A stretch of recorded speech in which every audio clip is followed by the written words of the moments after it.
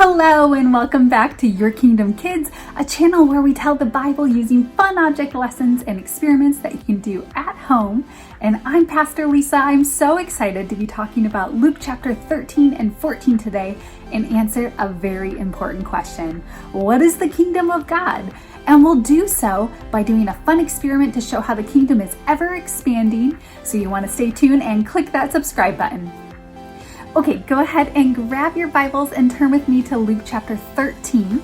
And once you get there, here we find Jesus telling his disciples several short stories. We call these parables, and they're used to illustrate really hard concepts. And he does so first by saying this: what is the kingdom of God like? How can I illustrate it? It is like this tiny mustard seed that a man planted in the garden. It grows, it becomes a tree, and then the birds make its nest in its branches. See, this is a small, tiny mustard seed. Can you see it? And when you plant it, it grows into a giant tree and it becomes a resting place for countless others. That is what the kingdom of God is like. Then he continues on in verse 20, and he also says, what else is the kingdom of God like? And he answers by saying, it is like this bag of yeast here. A woman used it in making bread, and even though she put only a little yeast in 3 measures of flour, it permeates through every part of the dough. See, I don't know if you've ever used yeast before or made your own bread, but it is small. I mean, super, super tiny. Can you see it?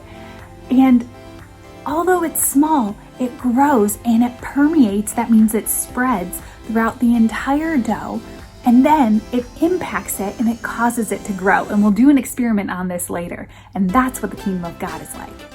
And then Jesus continues on to talk about how the kingdom of God is like a narrow door. And although many people will try to enter it, only a few can. So what can we learn about the kingdom of God from these 3 short stories that Jesus told? Well, first, remember, it starts out small, like this tiny mustard seed, and then it grows and expands and becomes a resting place for many. And second, it's like this yeast.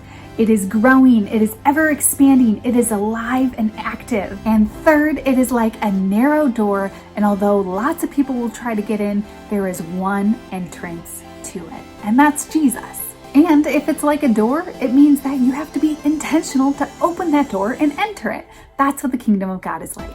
Okay, now we're gonna flip to Luke chapter 14, and here we find Jesus lounging at a big banquet with several people, and a man explains to him, wow, what a blessing it'll be to attend a banquet in the kingdom of God. And Jesus responds with this story. A man prepared a great feast and sent out many invitations. When the banquet was ready, he sent several to tell the guests, come, the banquet is ready. But they all began to make excuses. One said, I have bought a field and must inspect it. Please excuse me. And another said, I have just bought 5 pairs of oxen and I want to try them out. Sorry.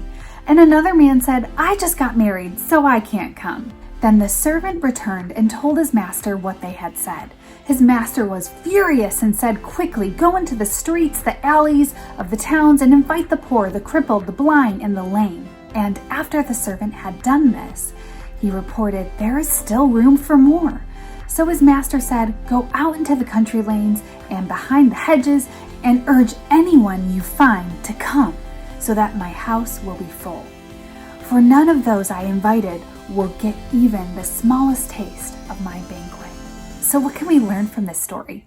Well, first, we need to understand that this story is illustrating the kingdom of God. So this banquet is like the kingdom of God. And when we look at it that way, we can see, first off, that everyone was invited. And second, every person was given an invitation and they had to decide, do I want to go or do I want to stay home? And some people chose to attend and other people didn't. So second, we can get that we get to decide, do we want to enter the kingdom of God? And third, we see that when people are invited, they get to make a choice. Do I want to attend this kingdom of God? Or is there something I think that's more important than attending this banquet, right? Whenever we get invited to someone's wedding, we get to decide, do I want to go or can I not attend because I already have something else planned, right? It's the same way. And in this, there were 3 people that made excuses. We can see this in people's lives. Sometimes they're so caught up in work, sometimes they're so caught up in material possessions or in relationships that they put those things before the kingdom of God. But the reality is there is only one thing that matters, and that is God. That's the kingdom of God. And when we make that choice to enter in, we get to be all in with the Lord. So now we get to do an illustration that emphasizes the fact that the kingdom of God is ever expanding and growing, just like some yeast. First, you'll need a packet of yeast. Second, a small, clean, clear plastic bottle. Third, you'll need a teaspoon of sugar, some warm water, and a small balloon. First, we're going to fill up about 1 inch with warm water. Now, it does have to be warm. Then we're going to add our packet of yeast and gently swirl the bottle around for a few seconds. Third, we're going to add the sugar and swirl it around some more, and this activates the yeast. And just like in the story, although this yeast is super small, it has now spread throughout my entire mixture, and we're going to see what the result is. So you'll need to watch it over the next 20 minutes, and you'll see that slowly over time, our balloon expands and grows just like the kingdom of God. It expands as we tell people about Jesus. It expands as we spread God's love, and just like this balloon, it continues to expand from this teeny tiny small yeast, and then it grows and grows and grows. So go ahead and try that one at home. I hope you have a lot of fun with it. I know I did. But if you've missed any videos, click down below into our description. You'll see all of the links, and hit that subscribe button, and I'll see you again. Have a great day.